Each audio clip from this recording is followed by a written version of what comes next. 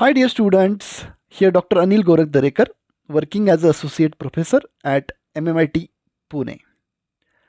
We are going to discuss question paper pattern and types of question for engineering chemistry subject as per new syllabus. As you know very well that all subject syllabus is revised from this academic year, that is the 2024. So first we will see the question paper pattern and marking scheme. As you know very well that end semester examination for 70 marks, each subject 70 marks. So for 70 marks, first question will be there and it is on MCQ, that is multiple choice question, and it is a compulsory to solve. So here total 5 units are there and on each unit there will be 2 MCQ questions. So 5 units, 10 questions, each question for 1 mark. So total weightage for question number 1, that is a compulsory, and that weightage is 10 marks. Then question number 2nd or question number 3rd will be there on unit number 1 and each question having a 3 sub questions. For example, question number 2A for 6 marks, question number 2B for 3 marks and question number 2C for 3 marks. Likewise, marks distribution is there for question number 3. So यहाँ पे आपको या तो question number 2 लिखना है या तो question number 3 लिखना है. बहुत सारे स्टूडेंट्स क्या करते हैं कि क्वेश्चन नंबर 2 में से ए और बी उनको आता है तो ए बी लिखते हैं और क्वेश्चन नंबर 3 में से सी लिखते हैं. तो ये नहीं चलेगा.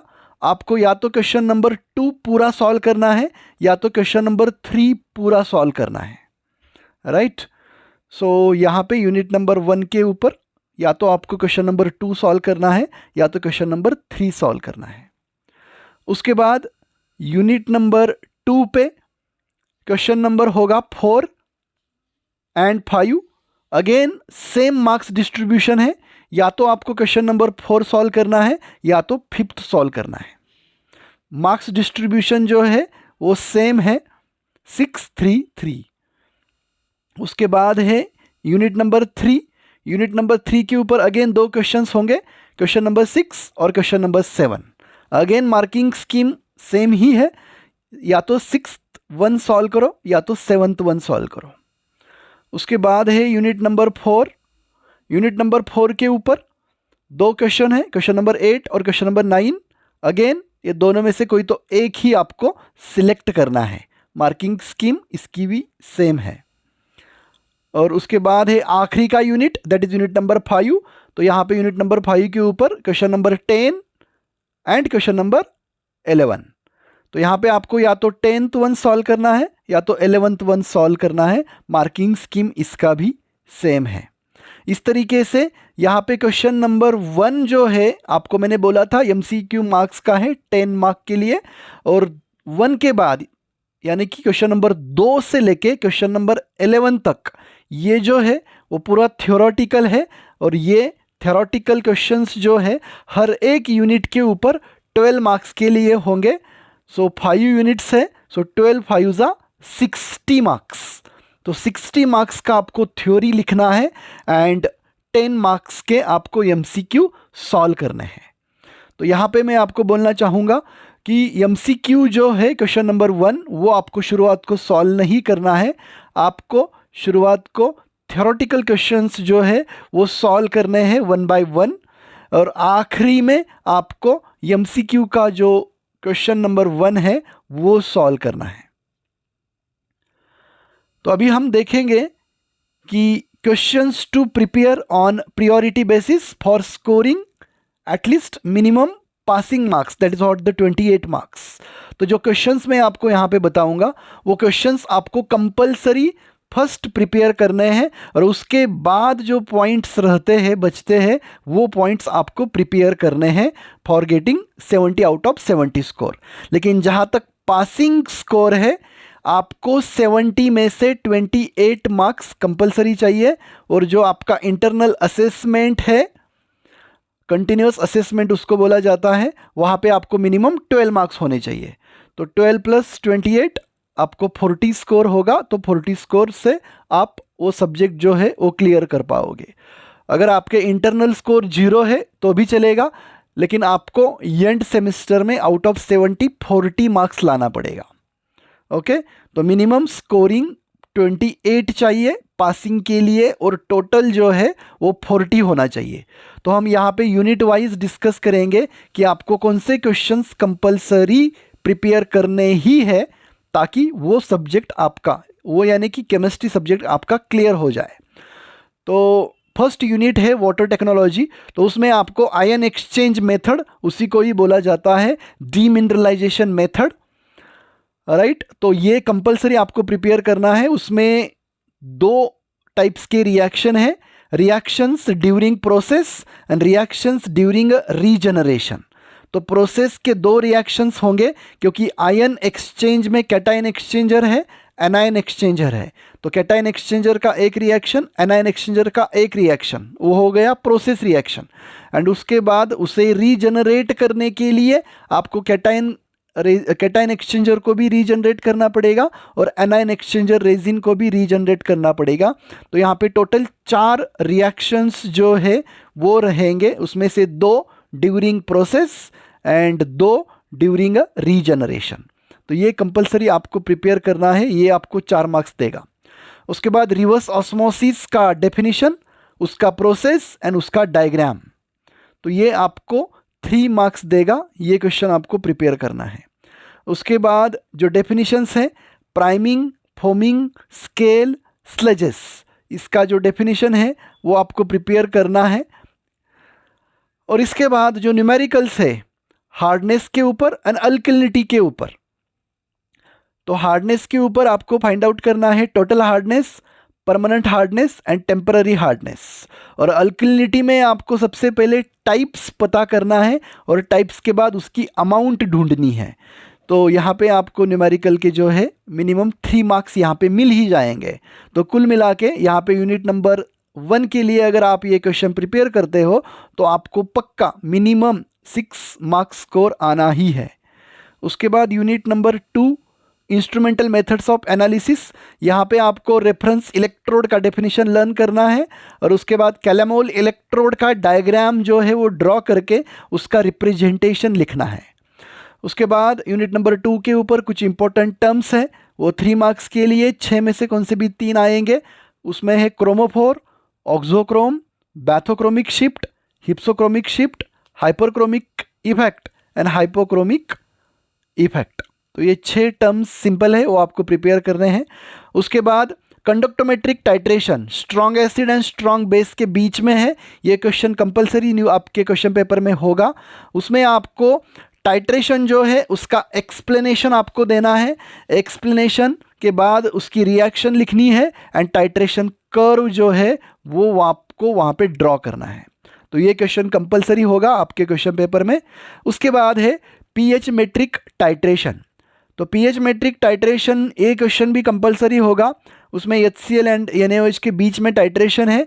तो इसमें स्टैंडर्डाइजेशन का प्रोसेस एंड टाइट्रेशन का प्रोसीजर, ये अलग अलग 2 पॉइंट्स है। तो क्वेश्चन के हिसाब से आपको अगर पूछा गया कि स्टैंडर्डाइजेशन प्रोसेस एक्सप्लेन करो, तो स्टैंडर्डाइजेशन के स्टेप्स आपको लिखने हैं, और उसके बाद एक्चुअल पीएच मेजरमेंट का जो प्रोसीजर है, टाइट्रेशन का प्रोसीजर है, वो आपको लिखना है। उसके बाद आपको रिएक्शन लिखनी है कि जो रिएक्शन कंडक्टोमेट्रिक टाइट्रेशन में है वही रिएक्शन पीएच मेट्रिक टाइट्रेशन में आएगी।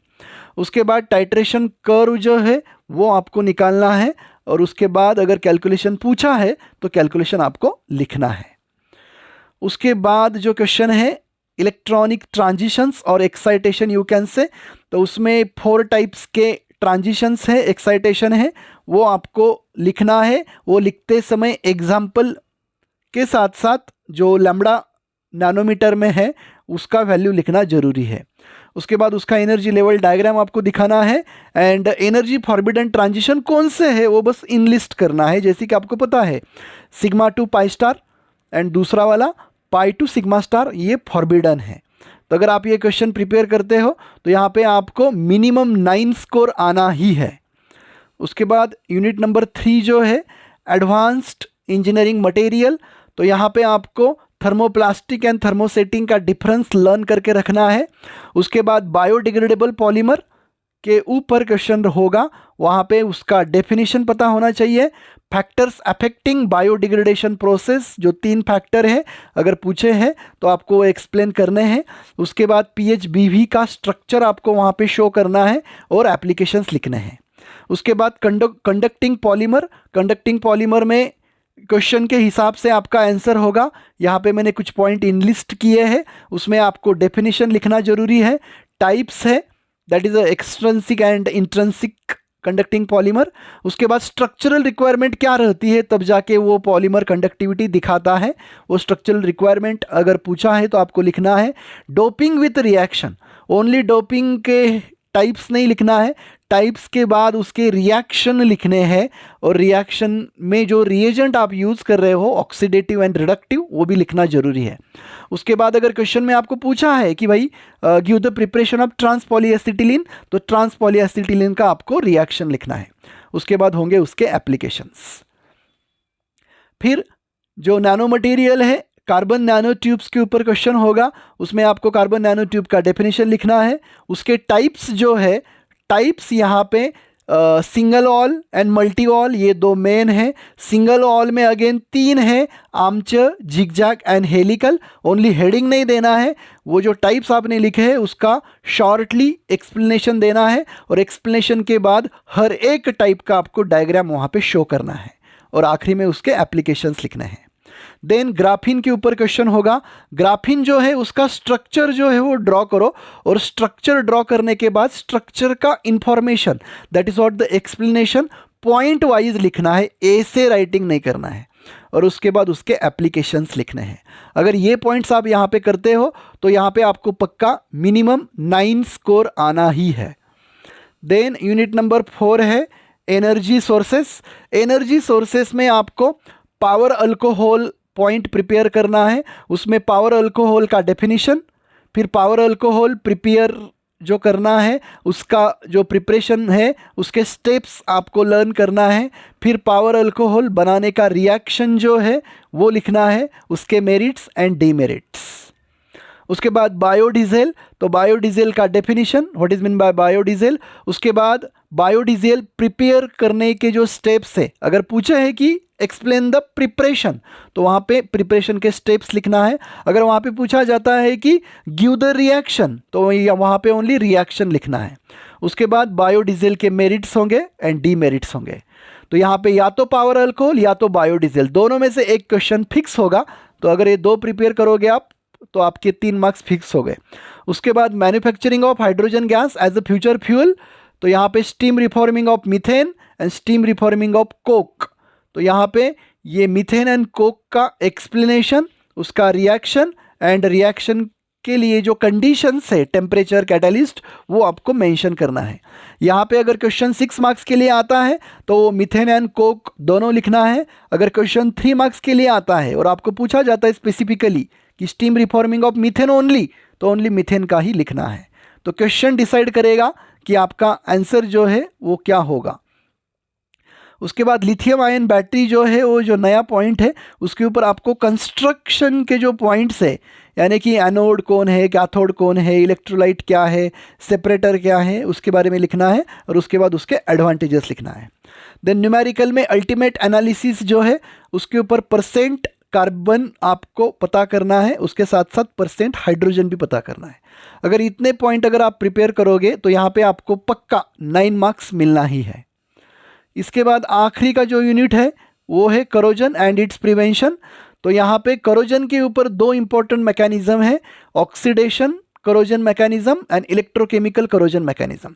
ऑक्सीडेशन करोजन को ड्राई करोजन बोलते हैं और इलेक्ट्रोकेमिकल करोजन को वेट करोजन बोलते हैं। तो ऑक्सीडेशन करोजन में उसका डेफिनेशन, मैकेनिज्म के जो 4 स्टेप्स है वो प्रॉपर लिखना है। उसके बाद 4 स्टेप्स का जो डायग्राम है वो शो करना है, और वहाँ पे जो मेटल्स के नाम आपको दिए हैं उस मेटल के नाम के हिसाब से आपको उनके रिएक्शंस लिखने हैं। उसके बाद सेकंड पॉइंट अगर आप देखोगे तो यहाँ पे H2 evolution and O2 absorption, ये क्वेश्चन जो है उसका मैकेनिज्म जो है, मैकेनिज्म के लिए आपको डायग्राम पहले ड्रॉ करना है, डायग्राम के नीचे उसका एक्सप्लेनेशन लिखना है और एक्सप्लेनेशन के बाद उनके रिएक्शन लिखने हैं। So dear students, question number 1 and question number 2, ये दो में से एक क्वेश्चन आपको कंपलसरी सॉल्व करना है, यहाँ पे आपको 6 मार्क्स मिलने वाले हैं। उसके बाद question number 3, factors affecting rate of corrosion, यहाँ पे अगर आपको 3 मार्क के लिए क्वेश्चन पूछा जाता है तो 3 फैक्टर लिखने हैं, अगर 6 मार्क्स के लिए क्वेश्चन पूछा जाता है तो 6 फैक्टर लिखने हैं। अगर क्वेश्चन स्ट्रेट फॉरवर्ड है तो यहाँ पे आप या तो नेचर ऑफ मेटल का लिख सकते हो या तो नेचर ऑफ इन्वायरमेंट का लिख सकते हो, दोनों में से किसी का भी लिख सकते हो। लेकिन अगर एग्जाम में स्पेसिफिकली पूछा जाता है explain the factors affecting rate of corrosion with respect to metal, तब आपको ओनली मेटल का ही लिखना है, राइट। ये भी क्वेश्चन फिक्स आपके क्वेश्चन पेपर में होगा। उसके बाद 4th है कैथोडिक प्रोटेक्शन।